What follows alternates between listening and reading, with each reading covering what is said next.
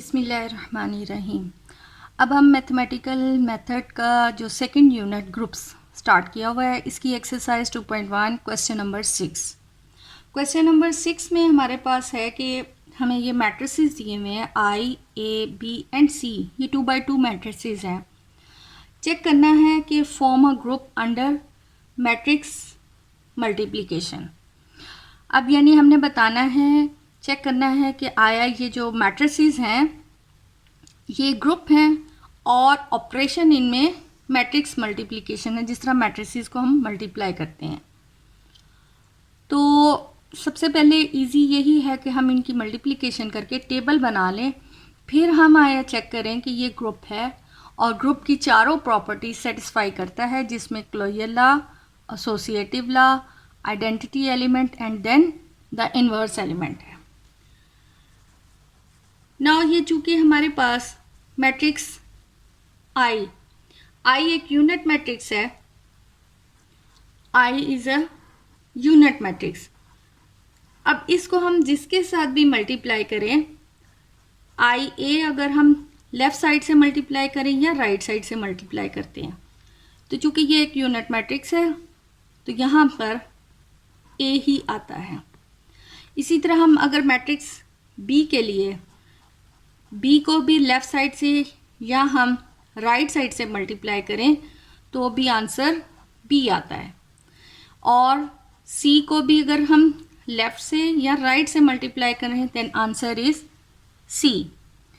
अब आपस में इनकी मल्टीप्लिकेशन रह गई कि अगर हम ए और बी को मल्टीप्लाई करें 1 0 0 -1 और बी मैट्रिक्स -1 0 0 एंड 1।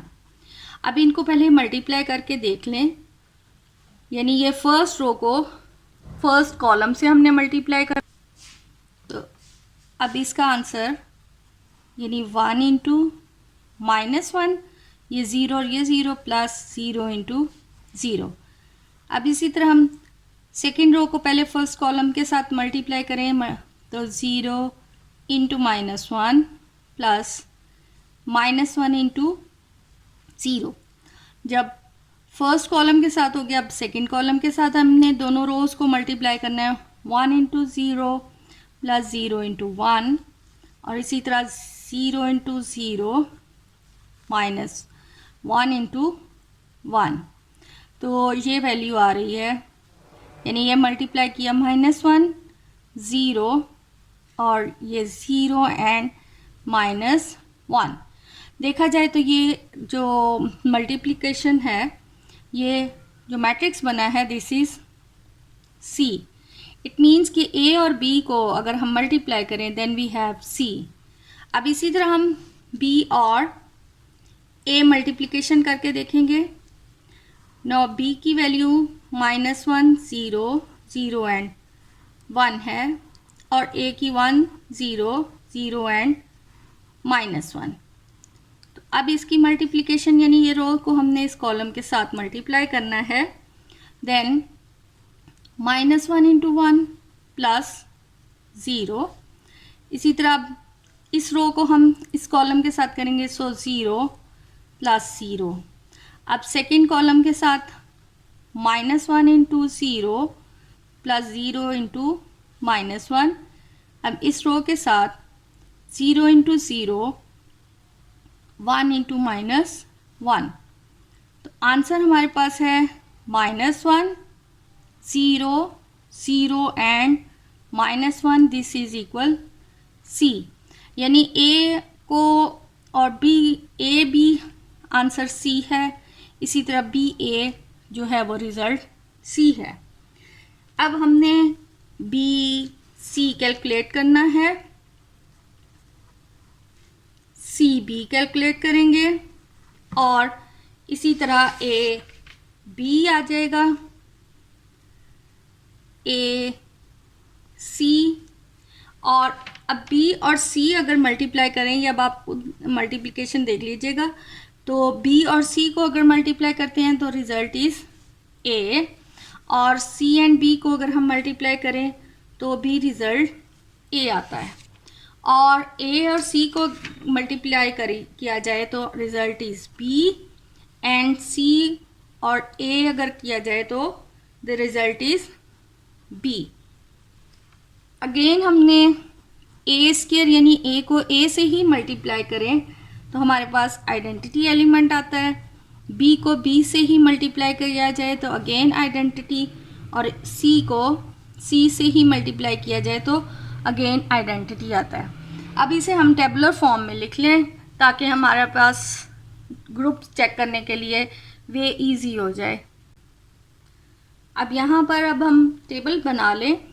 हमने देखा था कि आई को आई से मल्टीप्लाई आई आता है, आई ए से मल्टीप्लाई हो तो ए, आई बी से मल्टीप्लाई तो बी था, और सी से मल्टीप्लाई किया तो सी।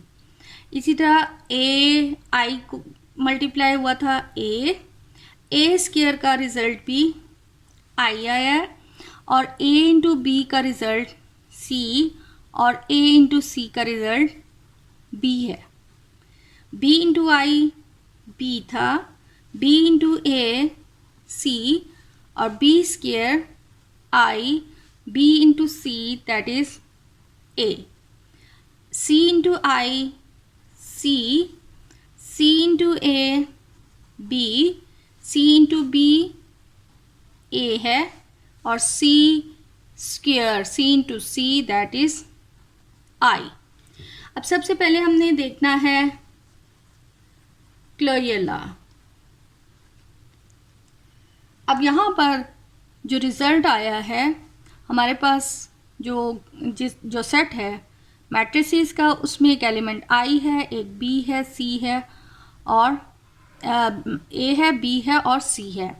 अब यहाँ पर जो हमने ए आई ए बी सी और आई ए बी सी को जो मल्टीप्लाई करके हमारे पास जो टेबल बना है, इस टेबल में जितने भी हमारे पास इसके एलिमेंट्स हैं वो या आई है या ए है या बी है या सी है। तो क्लोजर लॉ होता ही यही है कि कोई से भी दो एलिमेंट्स लें, उनको मल्टीप्लाई करें, जो जवाब आए वो वापस उस सेट का ही एलिमेंट हो। तो यहाँ पर ये हमारे पास ये वाला इतना पोर्शन जो है वो इसका सोल्यूशन है, यानी जो मल्टीप्लाई करके हमने देखा है वो यहाँ पर ये एलिमेंट्स बनते हैं। और ये एलिमेंट्स अगर देखा जाए तो यहाँ हमारे पास आई है, यहाँ ए है, बी है और सी है। इट मीन्स कि ये it is closed under matrix multiplication.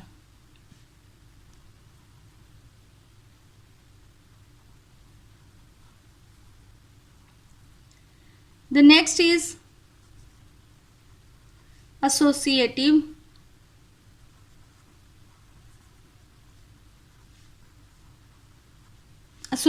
Law. अब यहाँ अगर हम रफली देखें, यानी अगर A इंटू बी और C देखें और इसी तरह A B C अगर देखा जाए तो टेबल से देखें तो A इंटू बी जो है वो आंसर C है, और C ये C आ गया और ये C, यानी C इंटू सी हमारे पास I आ जाता है। इसी तरह B और C को देखा जाए, B इंटू सी तो आंसर A है, और A इंटू ए भी आइडेंटिटी एलिमेंट बनता है। इसी तरह अगर हम A B और एक दफ़ा फिर B ले लें और ये हमारे पास A और B इंटू बी हो तो A इंटू बी का रिज़ल्ट जो है वो C है, और ये B, और C इंटू बी का रिज़ल्ट A है। ये आ गया A, और B इंटू बी का मतलब है आइडेंटिटी एलिमेंट, और A इंटू आई जो है A इंटू आई जो है वो A है। यानी कि हम जितने भी एलिमेंट्स, तीन एलिमेंट्स को किसी भी तरतीब से अगर मल्टीप्लाई करें तो एसोसिएटिव लॉ जो है वो इसमें होल्ड कर रहा है। तो यहाँ पर हम लिखेंगे एसोसिएटिव लॉ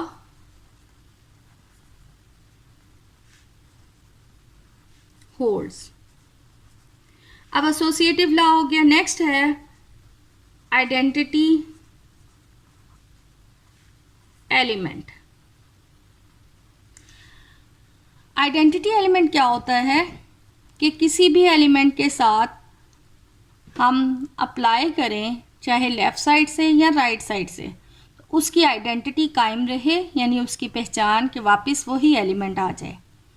तो यहाँ पर आई यूनिट मैट्रिक्स एक ऐसा एलिमेंट है वो जिस भी एलिमेंट के साथ या लेफ्ट से, जैसा आई इंटू ए आ गया, आई इंटू बी आ गया, आई इंटू सी आ गया, इसी तरह सी इंटू आई सी आ रहा है, बी इंटू आई बी है, और ए इंटू आई बी है।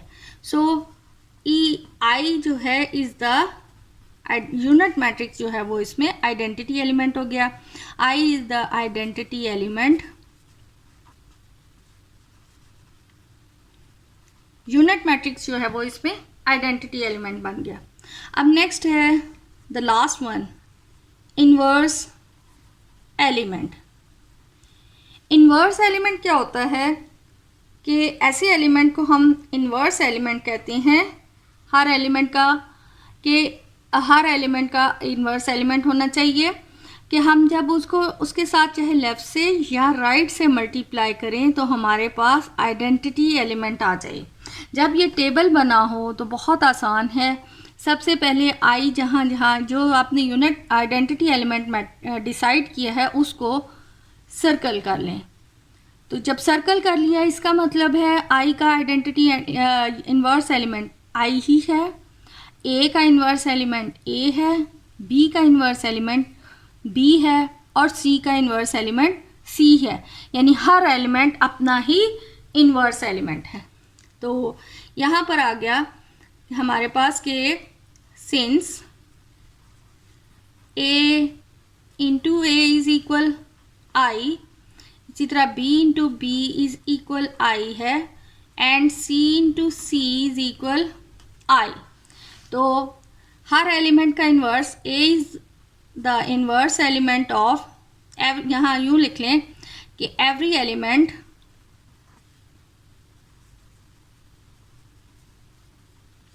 Is the inverse element of itself, hence each element has inverse element,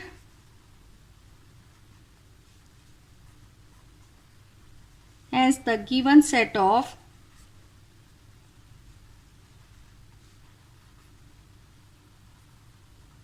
matrices is a group। क्योंकि चारों प्रॉपर्टीज ग्रुप की सेटिस्फाई हो गई हैं, सो इट्स अ ग्रुप।